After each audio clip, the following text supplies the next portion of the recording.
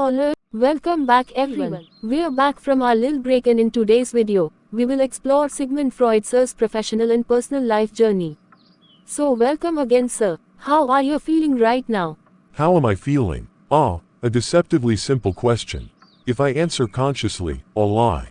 If I answer unconsciously, I might shock your listeners, but if I had to give it a thought, I feel exactly as one does when returning from a pause, a little more aware of time and a little more uncertain of what the mind did with that silence. But more importantly, how are you coping with interviewing me? Oh, don't ask, sir. It is a mixture of being extremely nervous and holding up myself together somehow for this interview. It is not normal for any random student to interact with a legendary figure from their discipline, and I'm fortunate to have this moment. Ha ha ha ha. I must say you're quite honest with your reply, and I admire it. Thank you so much, sir.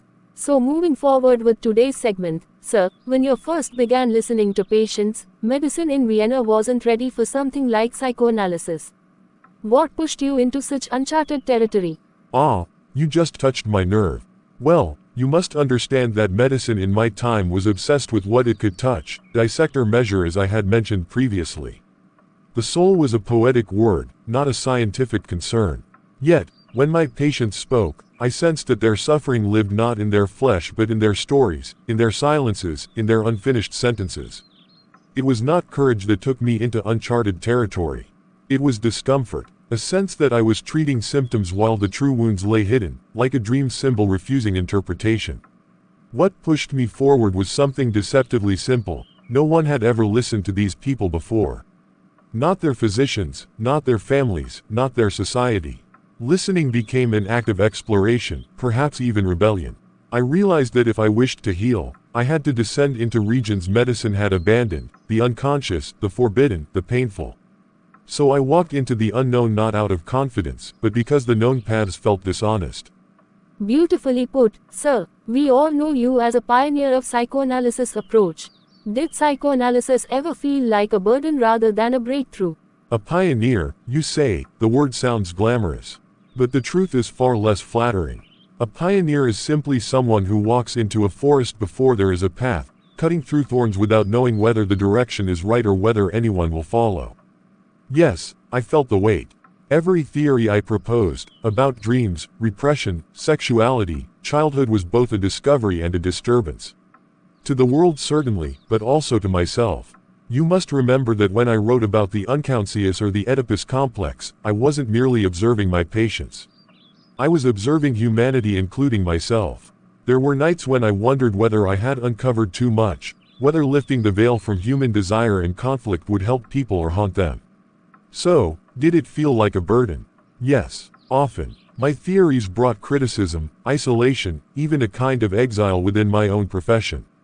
There is a loneliness in seeing what others prefer not to see. But a breakthrough. Also yes. Because despite the burden, there was an undeniable truth. Psychoanalysis allowed people to understand themselves in ways they never had before. To give language to their suffering. To find meaning in their chaos. So I carried the weight. Not because I enjoyed controversy, but because the mind, its shadows, its secrets, deserved to be spoken of. If that is a burden, it is one I accepted willingly. Certainly, sir. When you introduced the idea of the unconscious, you were asking the world to believe in something it could not see. You've just talked about the burden aspect, but did you ever fear your profession would reject you entirely? Fear, certainly. Anyone who tells you they revolutionized their field without fear is indulging in fantasy. I knew very well that I was proposing a ghostly architecture of the mind, one that left no trace on a microscope slide. In a world enamored with anatomy and pathology, I was asking my colleagues to consider shadows, slips of the tongue, fragments of dreams. It was almost heretical, but what frightened me more than rejection was the possibility that we would continue pretending the mind was simple. That human beings were merely rational creatures misled by illness. I had seen too much, too many tremors in the voice, too many tears held back, too many childhood memories leaking into adulthood suffering, to believe that the conscious mind told the whole story. Yes, I feared rejection. And who doesn't? And I received plenty of it. Some colleagues dismissed me, others mocked me outright. But the unconscious, it didn't care about the ridicule. It kept revealing itself in every patient, every dream, every symptom that defied explanation. So I accepted being doubted. What I could not accept was remaining silent about what I had seen. That certainly required a lot of courage, sir. When we talk about your work, we know that your theories have been challenged, critiqued, even dismissed by later generations. What does it mean to you that your work continues to provoke rather than settle debate? My dear interviewer, if a theory settles debate, it becomes a monument. Beautiful, perhaps, but lifeless. I never wished to build monuments. I wished to open doors. You see, a century after my work, people still argue with me, sometimes passionately, sometimes angrily. And I find a peculiar comfort in that. Debate means that my ideas are still alive, still troublesome, still refusing to sleep quietly in academic libraries. Was I correct in every claim?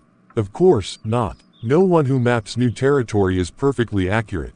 Explorers draw coastlines before they know the shape of the continent. But if later generations refine the map, it does not erase the work of the first explorer, it completes it. What pleases me is not agreement, but engagement. Even those who reject my ideas must first understand them, wrestle with them, define themselves in relation to them. In this way, I remain a silent participant in conversations I never lived to attend. To provoke thought is a greater legacy than to be universally accepted. Universal acceptance is the fate of the trivial. Provocation is the destiny of ideas that touch something deep. If my work continues to unsettle, to irritate, to inspire, then psychoanalysis is still breathing. It certainly is, sir. When we look into your life's history, your relationship with Alfred Adler and Carl Jung evolved from intense admiration to a dramatic break, leading to much heard about controversies. Looking back, do you think the split was inevitable? It is curious that how the history of psychoanalysis often resembles a family drama. Affection, rebellion, disappointment, pride, these were not merely emotions within the theory. They unfolded within the lives of those who built it. With Adler and Jung, I saw possibilities, brilliant possibilities. Each man possessed a fierce intelligence, an originality that could illuminate regions of the psyche I had only begun to chart. Adler, for instance, began as a close collaborator. His insights into inferiority were penetrating, profound. But he drifted towards a psychology that diminished the unconscious conflict I considered essential. He replaced the repressed wish with the will to power. He believed the ego, not the id, was the center of the drama. We were no longer speaking the same language. Jung, on the other hand, I admired him deeply. He carried a tremendous imaginative force, a daring willingness to explore symbolism, mythology, dreams. But he pushed these into a realm I couldn't follow, towards mysticism, metaphysics, the collective unconscious. These were beautiful ideas, but not the rigorous psychology I was building. So, was the split inevitable? In theory, perhaps not. In human terms, yes, I think it was. A young discipline is fragile. It requires coherence, clarity, unity of principle. When Adler rejected repression and Jung challenged the sexual drives, they were not merely disagreeing, they were dismantling the very pillars on which psychoanalysis stood. But I will tell you something I did not admit often: their departures wounded me. They were not just colleagues, they were companions in the darkness, explorers of the hidden life. Losing them felt like losing limbs of the same body. But had they stayed, psychoanalysis would have been smaller. Their rebellion created new landscapes, individual psychology, analytical psychology. And perhaps that is the natural fate of any revolutionary idea: it fragments, it evolves, it becomes many things. So yes, the split was inevitable. Not because we failed one another, but because the human mind is too vast, too wild, to be contained within a single theory. The history often moves through such ruptures. Had they stayed aligned with me, they would not have become Jung and Adler. And had I followed them, I would no longer have been Freud. That's a wonderful take, sir. Speaking of the dream of Irma's injection, it is often described as the moment psychoanalysis truly began. Can you explain this dream for our viewer? Also, when you revisited the dream again and again, what layers did it reveal to you? And why do you think this one dream held such power in shaping your entire method of dream interpretation? Yes, of course. If psychoanalysis has an origin story, the dream of Irma's injection is perhaps its first chapter. For your viewers, let me describe it simply. In the dream, I meet my patient Irma. She is suffering, complaining of pain. I examine her and find something disturbing in her throat. Then other doctors appear. They inspect her and blame her condition on a faulty injection given by someone else. At first glance, it seems like a medical nightmare, anxious, chaotic, unpleasant. But when I analyzed it, I realized the dream was doing something purposeful. It was trying to absolve me. As I revisited the dream again and again, I discovered new layers. It showed me my guilt. It showed me my wish to be innocent. It showed me my fear of being held responsible for a patient's suffering. The dream wasn't merely about Irma. It was about my own conflicts, my own anxieties, my own desire for reassurance. Each layer I uncovered revealed another beneath it. It was descending a staircase in the mind. This dream held power because it demonstrated something extraordinary. Dreams are not random. They are meaningful acts of the psyche. Irma's injection showed me that dreams discuss wishes, sometimes uncomfortable wishes, sometimes protective ones. They use symbols, distortions, defenses. But they are never arbitrary. In that one dream, I saw the unconscious at work. Truly at work. I saw how it hides, reveals, edits and argues with itself. And I understood that if we analyze dreams carefully, they will speak. That is why I say psychoanalysis began with Irma. She was not simply a patient. She became the doorway through which the inner life stepped into the light. Very well said, sir. Early in your career, you experimented with cocaine and even recommended it in some of your writings. Today, many people look back on that period with criticism or curiosity. How do you view your relationship with cocaine now, and what do you think it taught you, about yourself, about medicine or about scientific ambition? Yes, cocaine. That chapter of my life has followed me with more persistence than many of my theories. When I first encountered the substance, the medical world knew very little about it. It was praised as a stimulant, an anesthetic, a possible treatment for depression and morphine addiction. I was young, ambitious, hungry for discovery. And in that enthusiasm, I believed it might be a therapeutic breakthrough. I was mistaken. I never descended into addiction, as some rumors suggest, though I did use it experimentally. But I did recommend it too optimistically, especially in the case of my friend, Fleischer, an error that caused suffering and remains a source of sorrow for me. What did cocaine teach me? Humility. The limits of medical certainty. The danger of enthusiasm untempered by caution. Every scientist carries the burden of their mistakes. Mine reminded me that the human mind, the true subject, was far more complex than any chemical could address. It redirected my attention towards the unconscious, towards dreams, towards talk rather than substances. So, while that chapter is not my proudest, it was part of my education. And perhaps without that misstep, I would not have pursued psyche with such determination. Failure, too, can be a teacher.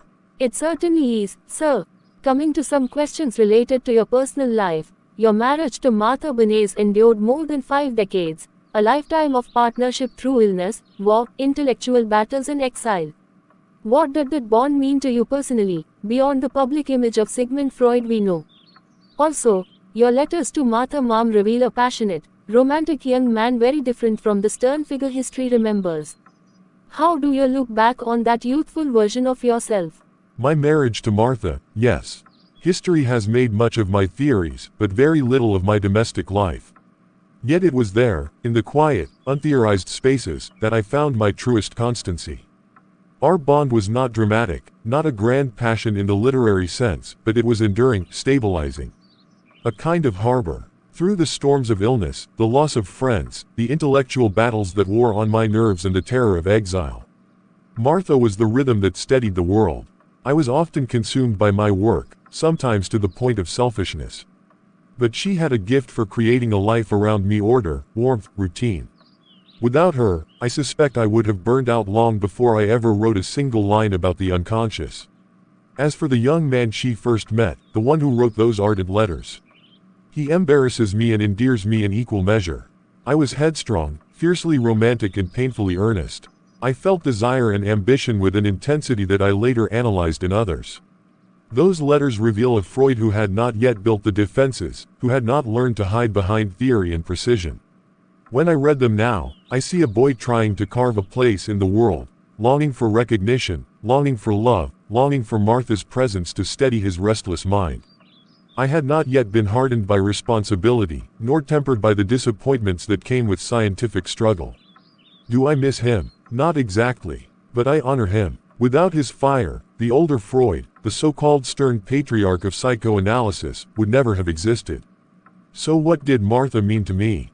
She was the one witness to both versions of myself, the fiery youth and the weary thinker, and she remained, unwavering, through all my transformations. In that sense, she knew me more fully than the world ever could. That's so wholesome, sir. Being married to someone whose life was consumed by ideas, by dreams, neuroses and patience must have been unusual. Did your work ever place a strain on your relationship with Martha Mom? Also, was your marriage a source of emotional stability for you, or did the demands of your work create a distance between the scientist and the husband? Ah, you touch upon a delicate truth. To be married to a man whose devotion was not only to a family but to an entire hidden world beneath the human mind, yes, that was no simple matter. Martha bore the weight of my vocation more than history cares to acknowledge. My work did strain our marriage. Not through conflict, but through absence. Even when I sat at the dinner table, part of me was elsewhere, analyzing dreams, revisiting patient conversations, trying to grasp the elusive machinery of the psyche. I was, in many ways, a husband who was present in body and wandering in spirit. But Martha never demanded that I be different. She understood, perhaps better than I did, that the mind I tried to unravel was also the mind that struggled to remain grounded. You ask whether our marriage was a source of stability or a site of distance. The answer is both. Yes, my work created distance. Long hours, emotional exhaustion and a tendency to intellectualize everything, even feelings. There were times when I suspect Martha lived alongside not one man, but two, the husband who loved her and the scientist who loved his ideas. And yet, Martha was my anchor. The routine she built, the calm she provided, the emotional constancy she offered, these were the foundations that allowed me to delve into the darkest corners of the human psyche without losing my own center. Without her, the uncertainty of my profession and the controversy surrounding my theories might have swallowed me whole. So was our marriage stable? Yes, deeply so. But was it free of strain? Certainly not. Genius, if I may use that arrogant word, comes at a price, and often the spouse pays a portion of it. Still, Martha never asked me to be less than what I was. And in that acceptance, in that unconditional space, our bond endured. She offered a simplicity that balanced my complexity. A home for a man who spent his life wandering through the labyrinths of other people's souls. Sir, your early marital years were marked by a series of closely spaced pregnancies, something your letters suggest caused you considerable anxiety. You even expressed resentment at times, blaming Martha Mom for what felt like disruptions to your intellectual focus and financial stability. Looking back now, how do you understand those feelings and the strain they placed on your marriage? Yes, those letters exist. And they reveal a younger man who was proud, ambitious and at times, unfair. The truth is, I did not hate the pregnancies. I feared them. Each child meant more financial burden when I was still struggling to establish myself. Each pregnancy meant Martha suffered, often alone, while I worked endlessly. And each new arrival felt to me, at that time, like a reminder of my own limitations. I had great aspirations, but little certainty. So, I reacted poorly. I blamed Martha for what was, in reality, a shared life, a shared desire, a shared moment of intimacy. I see now that my frustration was not with her, but with myself, with my inability to control the world, my career, or even my own anxieties. My resentment was the immaturity of a man who believed he needed perfect conditions to do great work. I later learned that life never grants such conditions. Martha endured much, more than I appreciated then. And those children, whom I once feared as burdens, became the greatest source of loyalty, tenderness and meaning in my later years. If I blamed her, it was because I had not yet learned to take responsibility for my own fears. And if I could speak to that young version of myself, I would tell him, genius doesn't grow in ideal circumstances. It grows in the chaos of life, beside a woman far more patient and resilient than he deserved. Thank you so much for being so honest, sir. I really appreciate it. You wrote in your letters that after a certain period in marriage, you felt your own sexual interest declining sharply. How did this change in your personal life shape your understanding of desire and repression? Also, How did Martha mom respond to the gradual decline of sexual intimacy? Did you ever speak to her openly about these changes, or was it something the two of you quietly adapted to? Yes, it is true. At a certain point in my marriage, my sexual interest diminished. I wrote of it quite openly in my letters, sometimes with frustration, sometimes with resignation. This change in my personal life didn't merely mirror my theories, it shaped them. It forced me to understand that desire is not a simple, linear force. It ebbs, it transforms, it hides behind the demands of work, illness, worry and the weight of responsibility. In repression, well, one doesn't study repression from an armchair. One lives it. My declining libido taught me that the psyche protects itself. Energy is diverted. Conflicts push themselves inward. Sometimes what appears as fading desire is simply the mind reorganizing its priorities, or shielding itself from exhaustion. In my case, my intellectual life grew richer as my erotic life quickened. I believed then, and still do, that sublimation is one of the most extraordinary capacities of the human mind, to convert instinct into thought, impulse into creation. Now, you ask about Martha. That is the more difficult question. Martha responded the way she responded to everything in our life, quietly, with dignity and without complaint. No, we did not discuss it openly. Not in the way modern couples might. In our time, such matters were not spoken of with ease. And I, absorbed in my work, burdened with my ambitions, didn't always see her inner world as clearly as I should have. Looking back, I realized she adapted because that was the nature of her love. She adjusted her expectations as my energies shifted towards my work, the clinic, my writing. There was no reproach, no bitterness. Only a kind of steady companionship. Our intimacy did not vanish, it transformed. Into ritual, into routine, into a deep domestic bond that held despite my flaws. But yes, the decline in sexual intimacy created a quiet distance, one we both learned to live beside. If I could speak honestly to my younger self, I would tell him that desire isn't merely a flame to be kept alive, it is a language. And that perhaps I should have listened more closely to what Martha's silence was trying to say. And an apology might be too late for now, but I would show my gratefulness towards Martha for sticking by no matter what happened in our lives. The unspoken regrets. I get you, sir. It must be really tough for both of you. Both of you raised 6 children. How did fatherhood shape you, and did it ever challenge your theories? Also, from what we know, your sons led very different lives from your own. Did you ever feel a tension between being the father of a family and being the father of psychoanalysis? Did each of your children teach you something different about human nature? Fatherhood, yes, that is a chapter far less tidy than my theories. Raising 6 children while building psychoanalysis was, if I may say so, an impossible task, one that no man could perform without failing somewhere, and I was no exception. I did fail, not in love, perhaps, but in presence. There were years when the clinic, my writing, my students and the movement consumed me entirely. But fatherhood shaped me. It kept me close to the very childhood processes I theorized about. It reminded me that the inner life of a child is infinitely more complex than any doctrine. In fact, if anything ever challenged my theories, it was my own children. You see, a scientist may speak confidently about psychosexual stages, conflicts, impulses, but when your 2-year-old climbs into your lap after a nightmare, or when your daughter clings to your coat before her first day of school, theory dissolves into tenderness. So yes, there was tension between being the father of a family and the father of psychoanalysis. One demanded patience, the other demanded brilliance. One required listening to a child who wanted a bedtime story, the other required listening to a patient who whispered their deepest pain. My sons, indeed, led lives unlike mine. They were free in ways I could never be. They explored careers, lands and ambitions outside the narrow path of medicine. And yes, that created a certain internal conflict. I had expected, perhaps subconsciously, that at least one would follow my intellectual footsteps.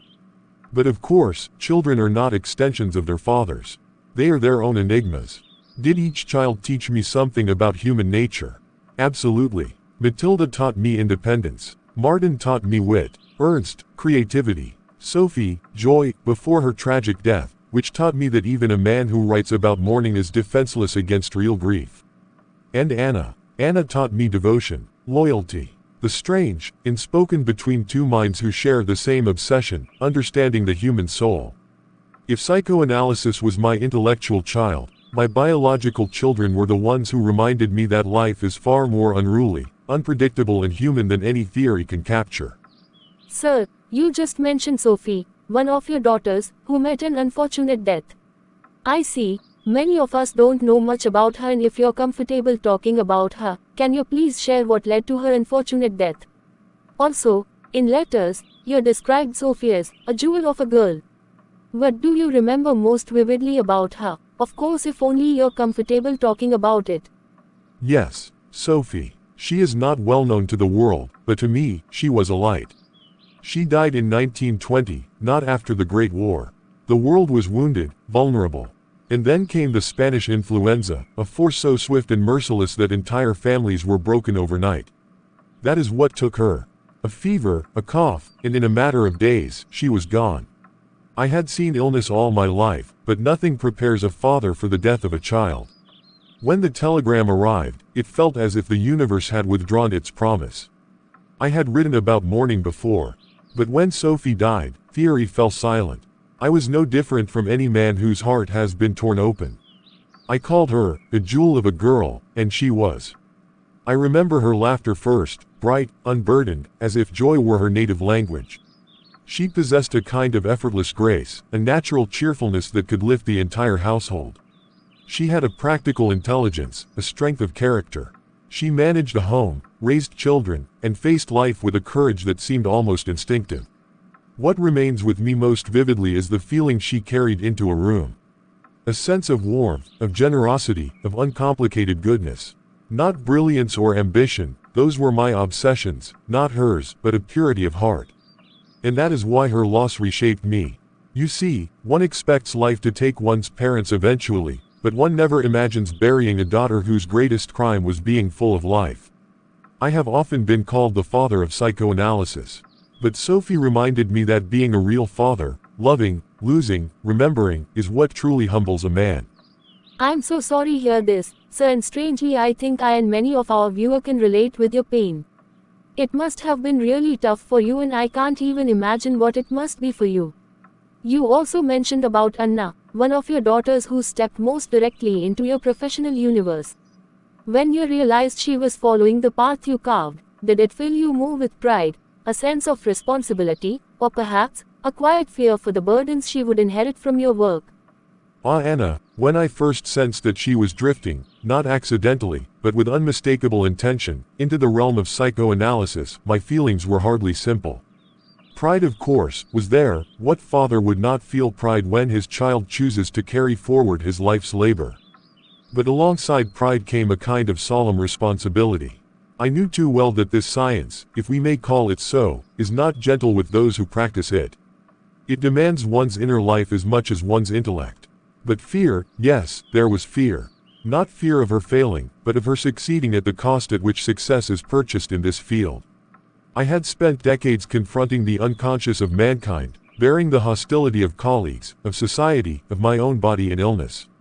To imagine my daughter stepping into that same storm, it stirred in me an unease that only a parent can understand. And yet, she moved forward with a clarity and strength that I didn't expect. She didn't inherit psychoanalysis, she claimed it. And perhaps, in doing so, she lightened my burden more than she inherited it. Sir, Anna once remarked that she grew up in the shadow of a genius. She also took much of your work during your illness and exile. Did you ever worry that your intellectual presence placed too much weight on her shoulders? Did you see her as your successor, or simply as your beloved child? You know, when I hear that remark, it does not fill me with pride, it pricks me with a kind of melancholy. No child should feel a shadow where a father's warmth should be. Yes, I worried, quietly, constantly. My mind was always occupied, with patients, with theories, with dreams that were not my own. I feared that this atmosphere, dense with ideas and interpretations, might press upon her more heavily than I intended. When illness and cruel necessities of exile overtook me and she stepped forward to manage my work, my household, and at times, my very survival, I didn't see her as my successor. That word sounds too deliberate, too planned. What I saw was my devoted child, unyielding, unwavering, doing what love compelled her to do. She became my anchor when I was weakened. Successorship was something history later assigned. In those moments, she was simply Anna, my brave and steadfast daughter. But let me be clear, Anna was no mere custodian of my ideas. Her work with children, her sensitivity to their fears, their wishes, their defenses, expanded psychoanalysis into territories I had only dimly imagined. At times, she challenged me. Not with rebellion, but with a quiet, incisive clarity that made me reconsider certain assumptions. She showed me that the child's world wasn't merely a preliminary sketch of the adult psyche but a universe in its own right. She surprised me more than once. And in those surprises, I felt not threatened, but gratified. To be refined, even corrected, by one's own child is a peculiar, profound pleasure. In her, I didn't simply find continuity of my work, I found its evolution. Very well said, sir. You were one of the first to treat conversation as a form of healing. Did your patients shape you as much as you shaped this field? This is a question very few people ask, and yet it is the most honest one. Yes, my patients shaped me. You see, I didn't invent psychoanalysis in a study surrounded by books. I discovered it in a small room where people trusted me with the most fragile parts of themselves. Every theory I proposed, every concept of repression transference, the unconscious, was born not from speculation but from listening. Really listening. My patients taught me that a symptom is never a random visitor. It is a message, disguised perhaps, but meaningful. They taught me that human beings could endure unbearable suffering while still longing for understanding.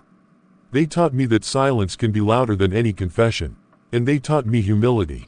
For every time I thought I understood a case, a patient would reveal something, some unexpected memory, some contradiction, that reminded me how vast the human psyche truly is. So yes, if psychoanalysis shaped a century of psychology, it is because my patients first shaped me. They trusted me before the world did. They walked with me through territory I barely understood myself. The truth is, I didn't simply treat them. We discovered something together. Well articulated, sir. If could revisit your life's work today, is there anything you would revise, soften or defend with even greater conviction? At the end of one's life, one sees the architecture of one's work differently, less as a fortress to be defended, and more as a house built slowly, room by room, mistake by mistake, revelation by revelation. Yes, I would revise certain things. I would speak with more nuance about the universality of some of my theories. The Oedipus complex, for example, while central to my thinking, may not be the key to every psychic door. I might soften the rigidity with which I once framed it, allowing for more cultural, familial and individual variation. I would also consider the emphasis I placed on sexuality in early childhood, not because it was wrong, but because my phrasing allowed critics to misunderstand my intent.